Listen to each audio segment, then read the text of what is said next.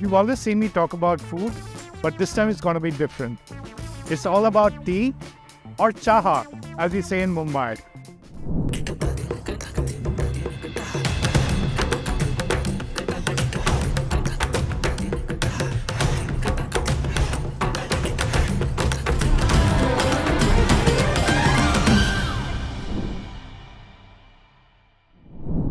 You can't talk about the history of tea in Mumbai without talking about its Irani cafes, can you?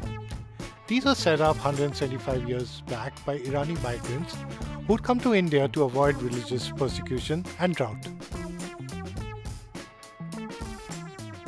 Looking to earn a livelihood, they first set up stationery shops, and then with time they decided to sell tea. Now this tea wasn't the black tea of their native land, but instead they were selling the milk tea which the British had then made popular in India. The Iranis had a rich tradition of bakery items, so they introduced these in India as well, and then came dishes from their own kitchens into the restaurants.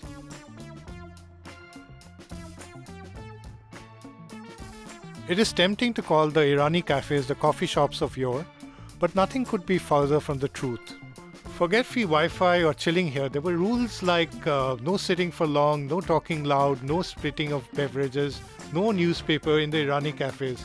Can you imagine going to them and having work meetings or even having Tinder trysts?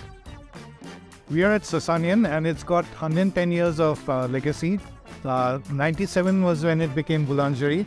So they were deciding whether to call it a cafe or a hotel, but Boulangerie, because it's like all the bakes are absolutely fabulous. And that's what the thing is, that today we have all the coffee shops, but a decade or so back, and for many years, it was Irani tea places. Let me show you all that. There's this chicken cutlet, there's chicken puff, there's jam puff, cream roll, there's the Parsi macaroons, which is different from macarons, and there's tea. And this is very Parsi, which is bun maska. So you see that the maska or butter is quite liberal. And this is the way to have it. No, right? Yeah. Mawa cake. Thank you. So mawa cake is also the small ones as well. And no, this is so the you size make. we make. Okay, so there's really a liberal size mawa cake.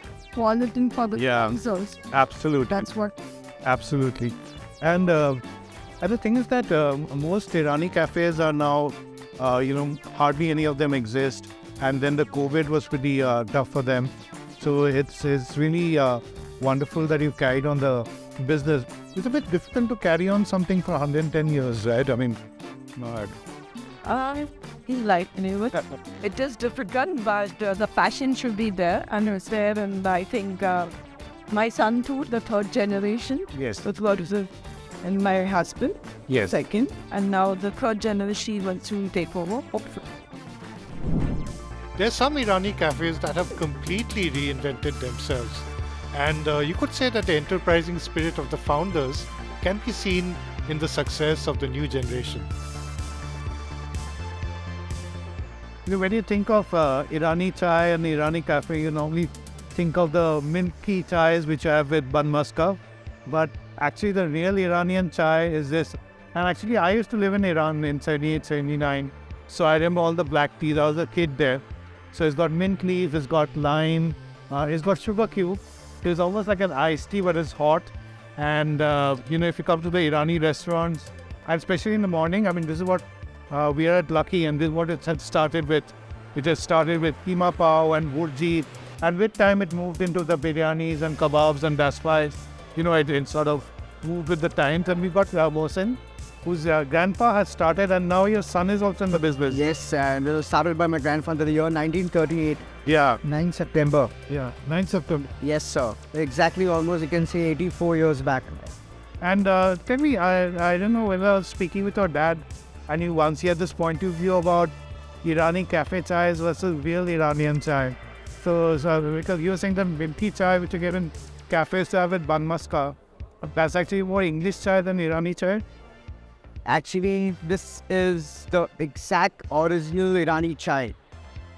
The Iranians, the Arabs, the Gulf people, Turkey, they all have this tea. They prefer this tea. This is the original Irani tea. Because in Iran, they will never put milk in the tea. I remember even in Iran, even the sugar cubes. Yeah. And even when you went to Turkey, like the sugar cubes are a big thing. It's not like sugar powder or whatever. And it's actually called nabod. Irani, they call this nabod. It's sugar cubes. They keep it on the side of your thing, and they gulp this tea slowly, and they enjoy the tea. And you were saying that this is actually, in a sense, healthier than the... It is, of course, see, milk tea, you get acidity problem. And this is actually at 10, 15 a day, you not get acidity problems. And of course, you see the Iranians, they have clear, clean complexions. So when people come in the morning or over here, do they go more for the black tea or the milk tea? See, it all depends on the generation, actually. The new generation, they prefer this black tea. Yeah. They are health conscious. Yeah. And in this, they have choices of using how many sugar cubes they want to use, Also, like I said, I mean, chewing on the mint tea. That's the charm of having this Irani tea. So what, you pick up the mint tea and have it? The mint taste? I just gulp it with the flow. Okay. I just gulp it with the flow. It comes. So now tell me, in the morning when people come in for the chai and this thing, is it more keema which sells or is it more burji? It's both. People like combination, If it's a big group, they'll order 2 of keemas, 2 of burjis, and they mix it up, The next time you have a cup of chai, don't forget to raise a toast to those fabulous Iranis who made tea so popular in Mumbai.